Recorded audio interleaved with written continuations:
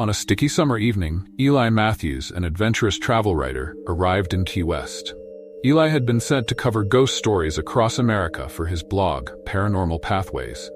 Among his stops was the infamous Robert the Doll at the Fort East Martello Museum. Skeptical yet intrigued, Eli was confident that a haunted doll was just the stuff of overblown urban legends. But as he would soon discover, some legends aren't so easy to escape. The museum had closed for the evening, but Eli's connections had arranged for him to have an exclusive after-hours visit.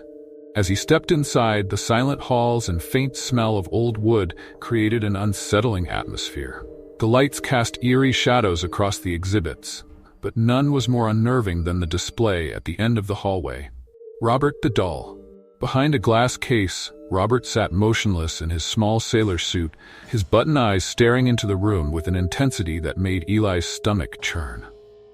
The doll seemed to watch him, an unsettling presence that was hard to dismiss as a mere trick of the mind. A museum guide had left Eli a note at the entrance, warning him about Robert and outlining the rules. 1. Never insult Robert. To speak ill of him is to invite disaster. 2. Ask permission before taking a photo. Disrespectful photographers often find themselves haunted. 3. Always say goodbye. Failing to do so may bind you to Robert's curse. Eli chuckled, rolling his eyes. Just a doll, he thought. But as he stared into Robert's gaze, a wave of unease rolled over him, like a fog creeping up from the bay. Scoffing, Eli pulled out his camera, muttering, "Well, Robert, let's see if you're as scary as they say." He didn't ask permission. The flash of his camera cast an eerie glow across Robert's face. As Eli looked down at the photo on his screen, his stomach turned. In the image, Robert's button eyes were glowing red. He looked up sharply, but Robert sat as he had before, expression blank, eyes dull and lifeless. Unnerved, Eli brushed it off and finished taking notes, deciding to skip the formality of a goodbye. He hurried out of the museum, glad to be leaving Robert and his creepy stare behind. That night, Eli settled into his hotel room, reviewing his photos. But every picture he'd taken of Robert was strangely altered. The doll's face was twisted in expressions of anger and malevolence, its eyes burning a haunting red.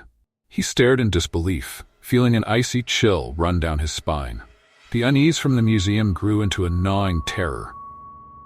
Later, as he lay in bed, he could have sworn he heard whispers, low, rasping murmurs that seemed to come from just beside him. Heart pounding, he scanned the dark room but saw nothing. Just my imagination, he thought, trying to convince himself as he pulled the sheets over his head. But then came the scratching. Eli woke to the sound of faint scratching at the foot of his bed. He froze, paralyzed by fear. Slowly, he peeked over the covers, half expecting to see something lurking in the dark. Nothing. But the scratching continued, rhythmic and deliberate, as if something was clawing its way toward him. In a moment of terror-fueled bravery, Eli leaped out of bed and turned on the lights. The room was empty, silent, but the scratching had stopped. Over the next few days, the torment intensified. Items would fall from shelves, doors would creak open, and mirrors fogged up with words like leave and cursed. At night, whispers surrounded him, taunting him with phrases like, "You didn't say goodbye, and he's coming for you." Despite his terror, Eli was determined to finish his assignment. But each night, Robert's presence grew stronger. It was as if the doll had latched onto him, drawing closer with every sleepless hour. Desperate for help, Eli contacted the museum's curator, who reminded him of the rules.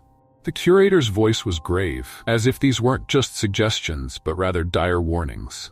1. Once you insult Robert, he never forgives. Mockery invites his wrath, and few have escaped unscathed. 2. Failure to say goodbye binds you to him. If Robert feels disrespected, his curse follows you. 3. The only way to break the curse is to return and apologize. Only by confronting Robert can you hope to escape his torment. Eli, now pale and haunted by his experiences, returned to the museum. As he approached Robert's case, the air grew thick, heavy with an unseen presence. Summoning his courage, Eli muttered, "Robert, I'm sorry. I didn't mean to insult you. Please forgive me." He took a photo, this time asking permission, then quickly said goodbye and left. For a moment, he felt relief, the sense that maybe he'd left the curse behind in that quiet museum. But as he left, a deep, low chuckle echoed through the halls, following him out. He turned back to the display, And there was Robert, his expression smug, his eyes glinting as if he had one last warning for Eli. That night, back at his hotel, Eli felt a sense of dread he couldn't shake. As he lay down, he heard it again. The scratching. Slowly, it grew louder, more insistent. And this time, it came from right beside his bed.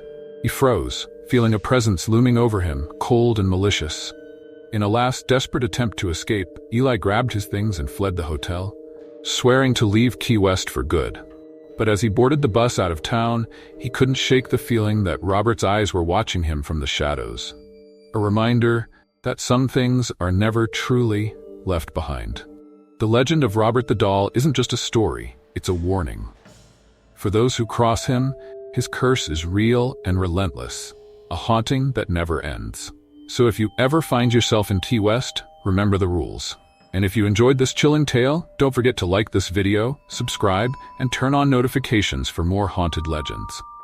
Another terrifying story awaits you on the screen, but beware. Sometimes, legends have a way of finding you, no matter where you hide. See you in the next one, unless Robert finds you first.